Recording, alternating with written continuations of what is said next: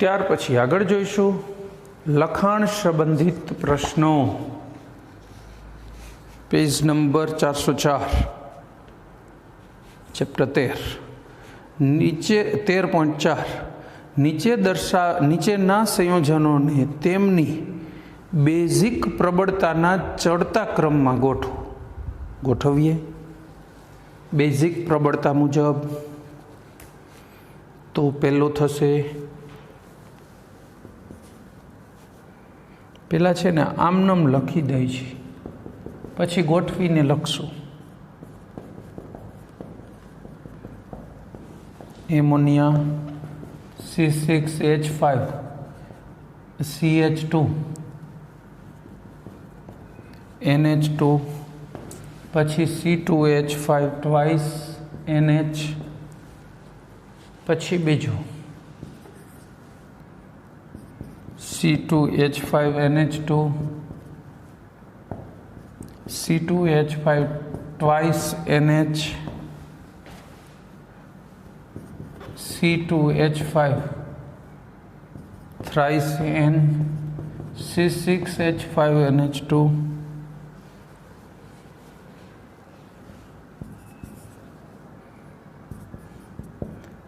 CH3 NH2 CH3 twice NH, CH3 thrice N,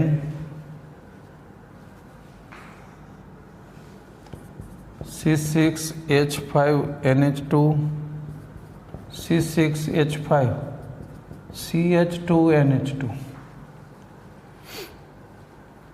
બરાબર થઈ ગયા લખાણ સંબંધિત બધા.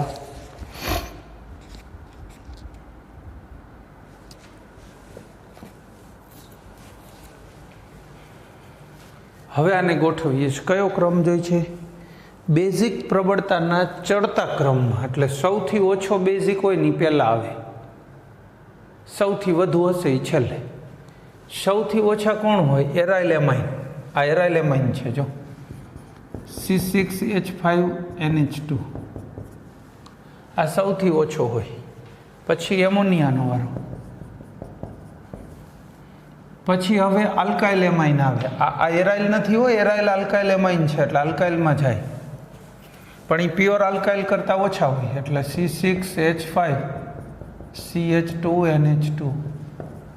હવે એનાથી નહીં વધુ બેઝિક આ બે વૈધા તો ડાઇથાઇલ વાળો સૌથી બેઝિક હોય C2H5NH2. આ મિથાઇલ ને ઇથાઇલના ઓર્ડર બુકમાં આપ્યા છે અને એ જ રીતે પાકા કરવાના છે, પ્રાયોગિક રીતે નક્કી થયેલા છે. સૈદ્ધાંતિક રીતે તો શું, 2 થી વધુ પરિબળ અસર કરે એટલે નક્કી ના થાય. તો આ ક્રમ બેસી ગયો. હવે આમાં ક્રમ બેસાડવાનો છે. ઇથાઇલ ઇથાઇલ ઇથાઇલ ને આ ફિનાઇલ છે જો, C6H5NH2 સૌથી ઓછો બેઝિક. હવે આ ત્રણમાં વાત રહી. આ ત્રણેયનો ક્રમ બુકમાં આપેલો છે. મોસ્ટ બેઝિક કયો થાય? ડાયવાળો. પછી આ, અને આ સૌથી ઓછો basic C2H5NH2 C2H5 thrice N અને C2H5 twice NH. બરાબર, આ ક્રમ આખો બેસી ગયો. ચલો અહીંયા જોઈએ. સૌથી હાઈએસ્ટ નહીં, સૌથી લોએસ્ટ પહેલાં લઈશું ને. ફિનાઇલ આર્યો C6H5NH2, આના કરતાં વધુ બેઝિક. આ પ્યોર એમાઇન આલ્કાઇલ એમાઇન છે અને આ ફિનાઇલ આલ્કાઇલ એમાઇન છે. તો ફિનાઇલવાળા પહેલાં લઈ લેવાના. ફિનાઇલ આલ્કાઇલ C6H5CH2NH2 ફિનાઇલ ગ્રુપ, પછી વચ્ચે આલ્કાઇલ છે ને એટલે એ ફિનાઇલ કરતાં વધુ અને પ્યોર આલ્કાઇલ કરતાં ઓછા અહીંયા રાખવાના. હવે આ મિથાઇલ 3માંય ક્રમ આપણી ચોપડીમાં આપેલો છે, ખબર છે? આમાં અહીંયા છે ને CH3 thrice N આવે, એના કરતાં વધુ CH3NH2 અને એના કરતાંય વધુ CH3 thrice N આમ આવે. લ્યો રેડી, બધા માટે ગોઠવાઈ ગયું. 13.4 પૂરો. આગળ વધીએ.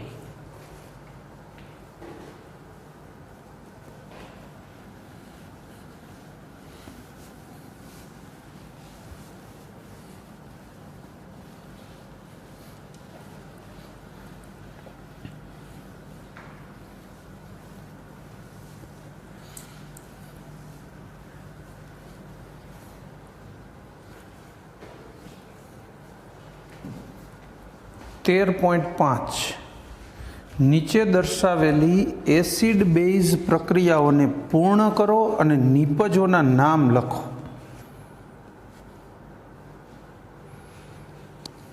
પહેલી CH3 2 NH2 અને HCl. હવે આ એમાઇન બેઝ છે અને આ એસિડ છે, એમાં ઓગાળો એટલે આ એના હાઇડ્રોજન ઇલેક્ટ્રોન ડોનેટ કરીને એચને ખેંચી લે તો આમાંથી શું બની જવાનું? H+ લઈ લે તો NH3+ બને. હવે ધન આયન છે ને Cl ઋણ, તો એ તો આકર્ષણથી રહેવાનું. અને નિપજોના પાછા નામ લખો એમ કીધું.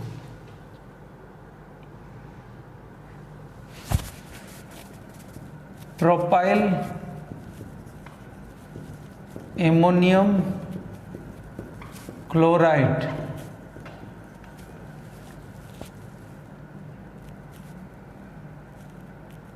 Propyl ammonium chloride. N propyl કહી દો સાદું એટલે ચાલે, ખબર પડી જાય. N propyl ammonium chloride 13.5. ચોકે એનું નહીં આપ્યું એક. હા, 13.5 ના પાછળ નથી આપ્યા એને.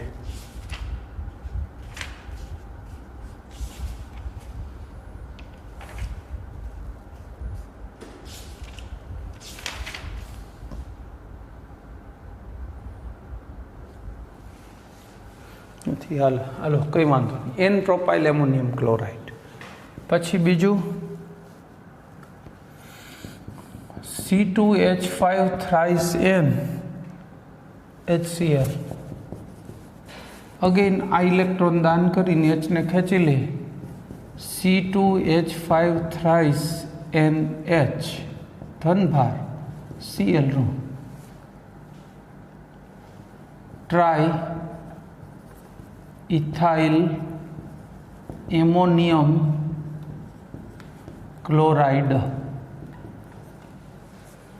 એમાઇનનું એમોનિયમ થઈ જાય. H+ લીધો ને, હાઇડ્રોનિયમ સ્વીકાર્યો એટલે વર્ડમાં એમાઇનમાં એમો થઈ જાય, એમોનિયમ ક્લોરાઇડ. બીજું કંઈ નથી. ચાલો ત્યાર પછી 13.6 સોડિયમ કાર્બોનેટ દ્રાવણની હાજરીમાં વધુ પડતા મિથાઇલ આયોડાઇડ સાથેની એનિલિનના અલ્કાઇલેશનની અંતિમ નિપજ માટેની પ્રક્રિયાઓ લખો. લખી દઈ.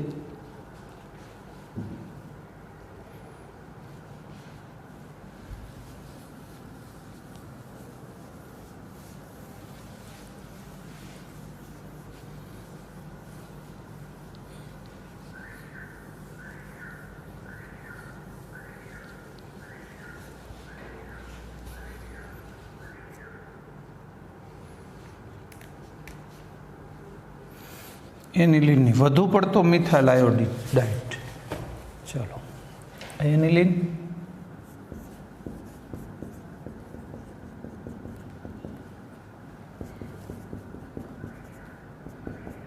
CH3I methyl iodide. હાજરી Na2CO3 ની છે, ધ્યાન રાખજો. NH CH3 NH2+ CH3I- આવું બને. Methyl anilinium iodide. પણ Na2CO3 છે ને, આ બધા બે અણુ લઈ લો એટલે આ બે બેના. હવે Na2CO3 ની હાજરીમાં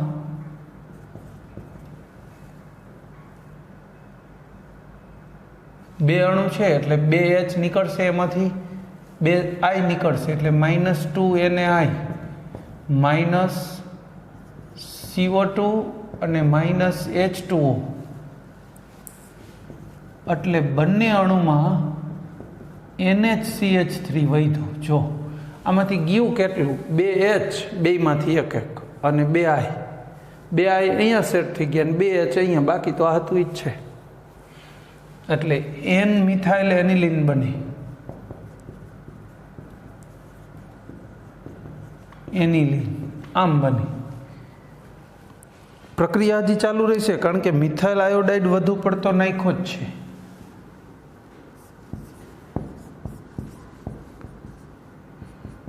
NHCH3, હાલો 2 અણુ લઈ લો.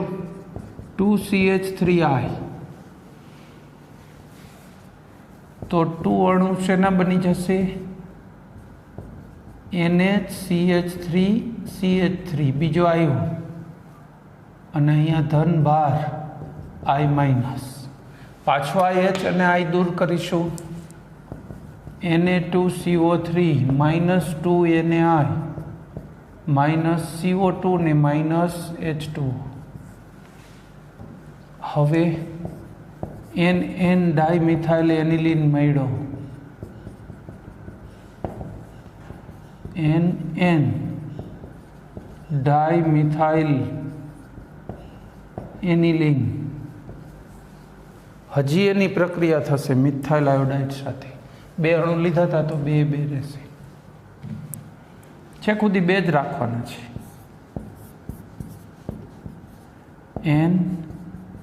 NCH3CH3 પ્લસ CH3I, 2 અણુ. I એના ઇલેક્ટ્રોન ડોનેટ કરી અને IH ને CH3 ને ખેંચી લેશે. તો આમાંથી બનશે શું? N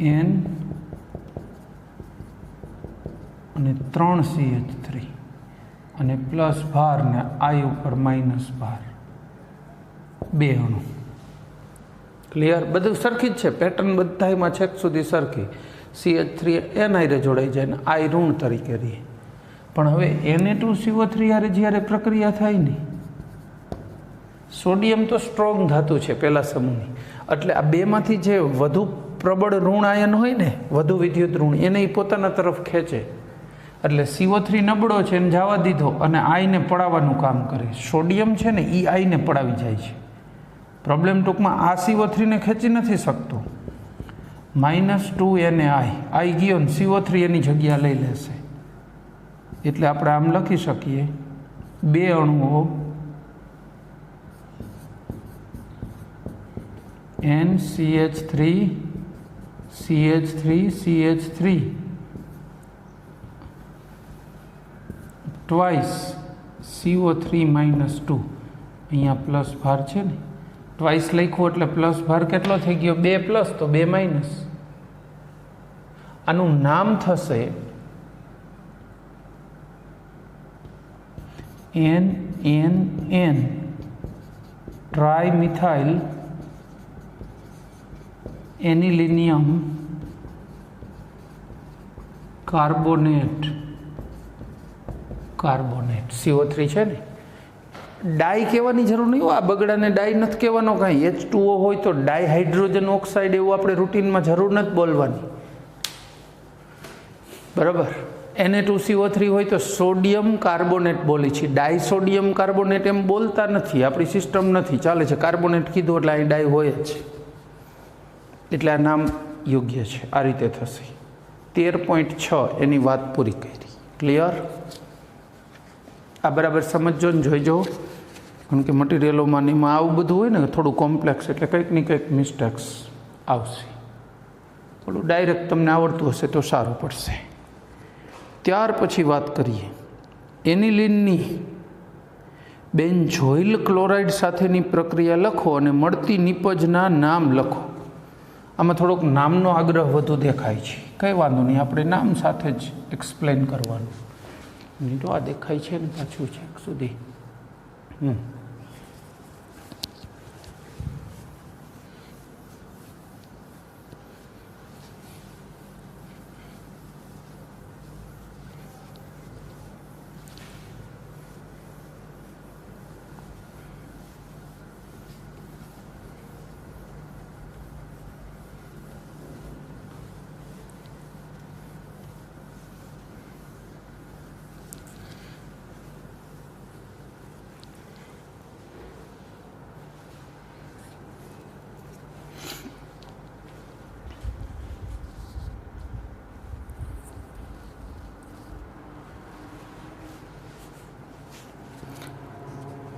પછી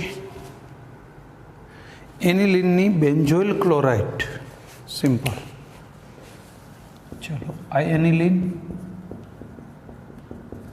બેન્ઝોઇલ ક્લોરાઇડ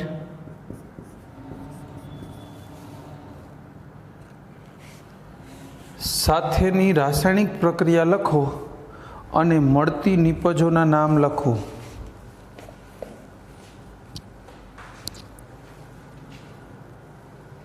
તો કંઈ ખાસ દેખાતું નથી. -HCl, આ Cl ને H જશે, NHCO. આ બેન્ઝીન ઉપર CONH2 બેન્ઝેમાઇડ કહેવાય. એનફિનાઇલ બેન્ઝેમાઇડ, બરાબર. નામનો આગ્રહ હોય તો એનફિનાઇલ બેન્ઝેમાઇડ.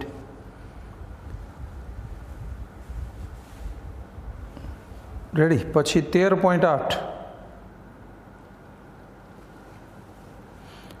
આણ્વીય સૂત્ર C3H9N.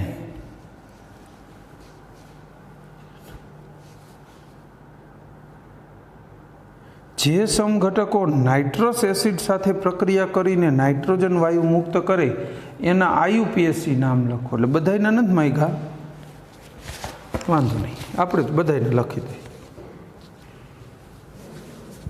કે આયુપીએસસી નામ તો આપણા સિલેબસનો ભાગ જ છે, બધાને લખો તો એ કાંઈ ખોટું નથી. ચલો C3H9N. હવે આના ઘટકો લખવા છે.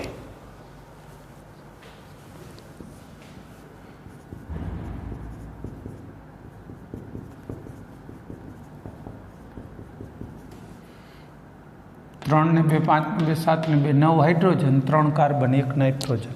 રેડી.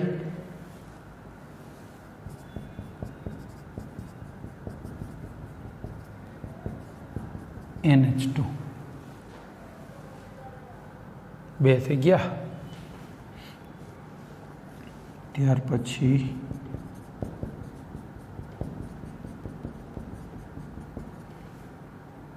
ત્રીજું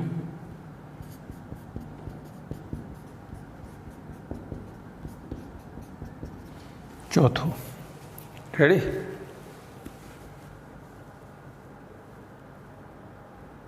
આ 4 સમઘટકો શક્ય બને છે. લો 4 મેળા. બધાયના આયુપીએસસી નામ લખી દે.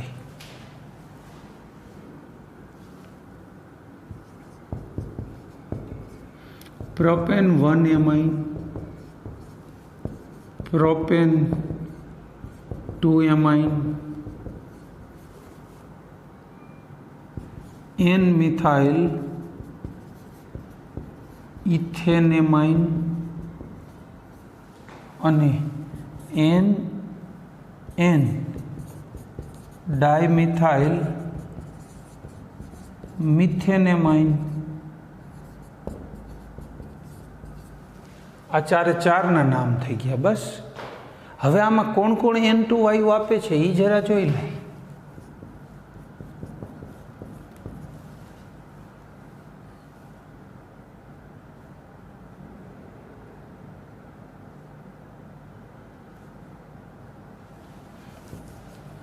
નાઇટ્રસ એસિડ સાથે પ્રાથમિક એમાઇન હશે ને એ આપશે. જો CH3 CH2 CH2OH N2 અને પાણી.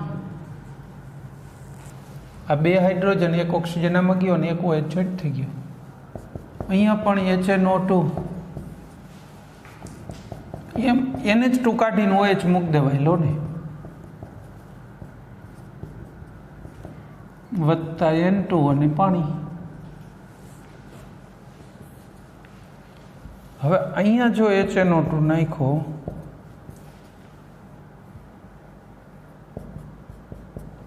તો આવું નહીં બને. નાઇટ્રોજન વાયુ છૂટો નહીં પડે.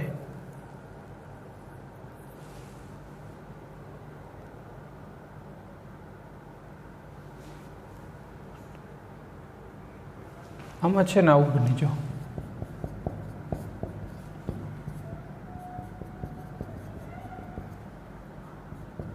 NH હતો ને H જશે.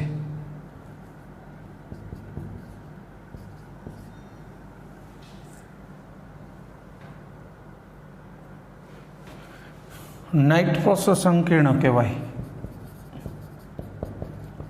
નાઇટ્રોસો સંકીર્ણ આછા પીળા રંગનો હોય, તૈલી પ્રવાહી.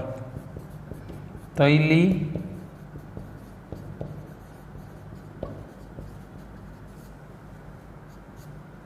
આછું પીળું પ્રવાહી મળે અને પાણી છૂટું પડે.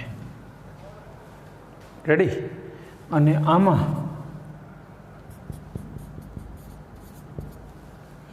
આ પ્રક્રિયા આપણા સિલેબસમાં આવતી નથી. તૃતીયકની કઈ રીતે થાય એ પ્રક્રિયા થોડી વધુ જટિલ છે, એટલે અહીંયા જટિલ પ્રક્રિયા, જટિલ નિપજ, સંકીર્ણ નિપજ મળે છે. બરાબર? બાકી જેમાં મળતી હતી એ કહી દીધું. આપણા જવાબમાં આ બે આવે કે કોણ કોણ N2 વાયુ આપે છે, તો પ્રાથમિક એમાઇન હોય એ આપે. આ જવાબ થઈ ગયો. નાઇટ્રોજન વાયુ જે પ્રાથમિક છે એ મુક્ત કરે છે અને એનો જવાબ એ થઈ ગયો. ચાલો રેડી? ત્યાર પછી કોયડા નંબર 13.5 એની વાત કરીશું.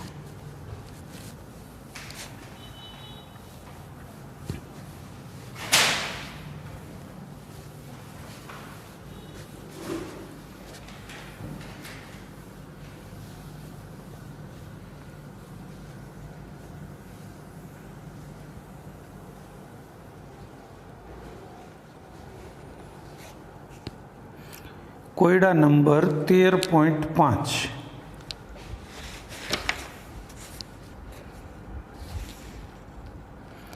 તમે 4 નાઇટ્રોટોલ્યુઇનને 2 બ્રોમોબેન્ઝોઇક એસિડમાં, અચ્છા પરિવર્તન જ છે, 4 નાઇટ્રોટોલ્યુઇન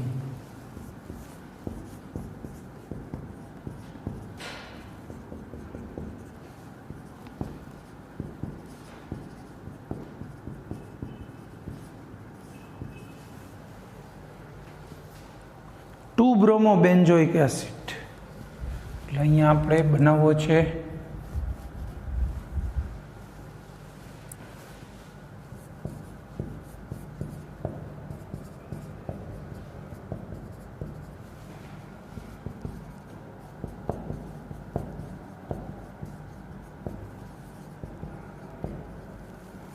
એસિડ. પરિવર્તન હોય ને ત્યારે દરેકના નામ લખવાના હોય, જો અસ્થાયી નિપજ ન હોય તો. હવે આના માટે બ્રોમિન દાખલ કરાય, પણ અહીં CH આ NO2 ને કાઢ્યા પછી બ્રોમિન નાખો ને તો શું થાય? ઓર્થો ને પેરા બે જગ્યાએ આવે, એટલે મોટા ભાગની નિપજ પેરાવાળી બને. એવી શું કરવી છે? તો પહેલાં બ્રોમિન દાખલ કરી દઈ, Br2 Fe Br3, એટલે આના મેટામાં નાના ઓર્થોમાં સીધી નિપજ 100% અહીંયા જ મળે. સીધું જ CH3 અહીંયા Br આ NO2, 2 બ્રોમો 4 નાઇટ્રોટોલ્યુઇન, સીધી નિપજ આ. હવે NO2 ને ગાયબ કરી દાય. NO2 ને ગાયબ કરવો હોય તો HNO2 અને HCl નીચું તાપમાન, નીચું એટલે લ્યો ને લખી જ દઈ 0 થી 5, 273 થી 278 કેલ્વિન. ડાયએઝોટાઇઝેશન -2H2O, અને આમાંથી ડાયએઝોનિયમ ક્ષાર બને, CH3Br NNCl, આ પ્લસ ને માઇનસ, ડાયએઝોનિયમ ક્ષાર બને. ત્યાર પછી હવે આની HNO2 નહીં, H3PO2, નહીતર પછી આલ્ડીહાઇડ લેવો પડશે, ઇથેન આલ્ડીહાઇડ.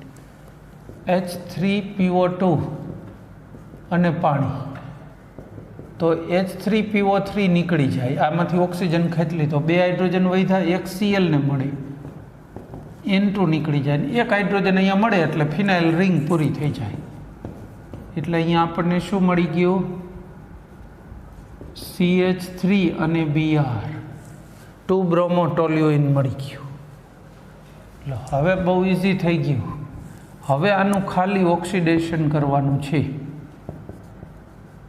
KMnO4 H2SO4 અથવા K2Cr2O7 અને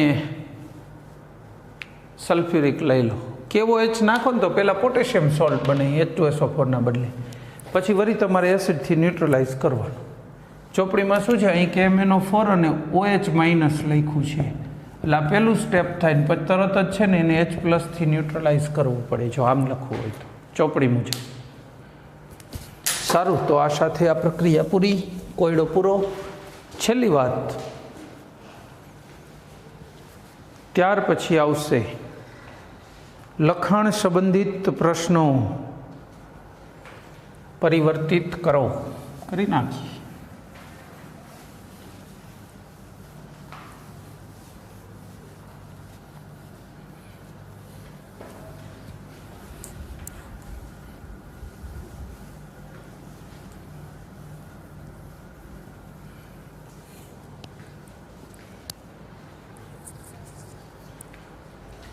પરિવર્તિત કરો 13.9.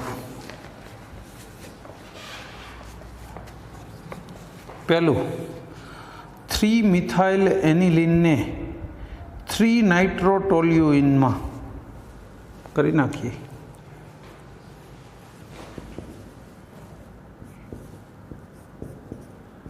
આ 3-મિથાઇલ એનિલિન, આમાંથી શું બનાવવું છે? 3-નાઇટ્રોટોલ્યુઇન.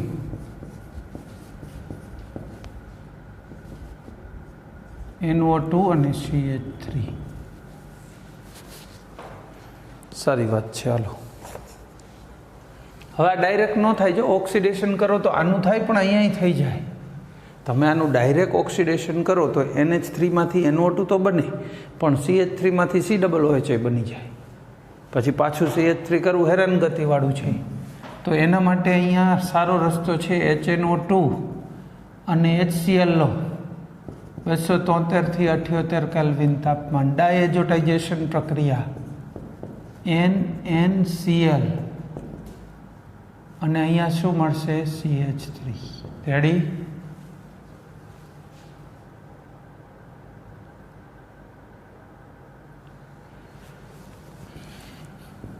NaNO2 કોપર પાવડર ગરમ કરો, minus NaCl minus N2, NaCl ને N2 નીકળી જાય, NO2 એનું સ્થાન લઈ લઈએ. થઈ ગયું? ચલો, બીજું પરિવર્તન કયું છે? એનિલિનને 135 ટ્રાઇબ્રોમોબેન્ઝીનમાં. આ એનિલિન 135 ટ્રાઇબ્રોમોબેન્ઝીન,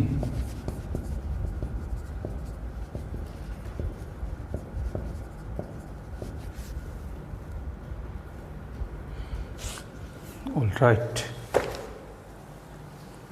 બહુ સરળ છે. સીધું જ Br2 જળ ઉમેરો, પાણીમાં ઓગાળેલો બ્રોમિન. ઓગળે નહીં બહુ, મિક્સ કરી દેવાનું, ચાલશે. ઠંડુ તાપમાન રાખીને ઉમેરી દેવાનું. 246 ટ્રાઇબ્રોમો એનિલિન મળી જાય.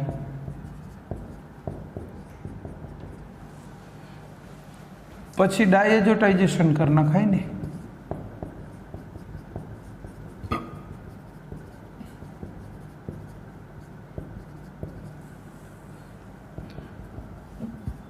HNO2 HCl 273 થી 78 કેલ્વિન તાપમાન લો.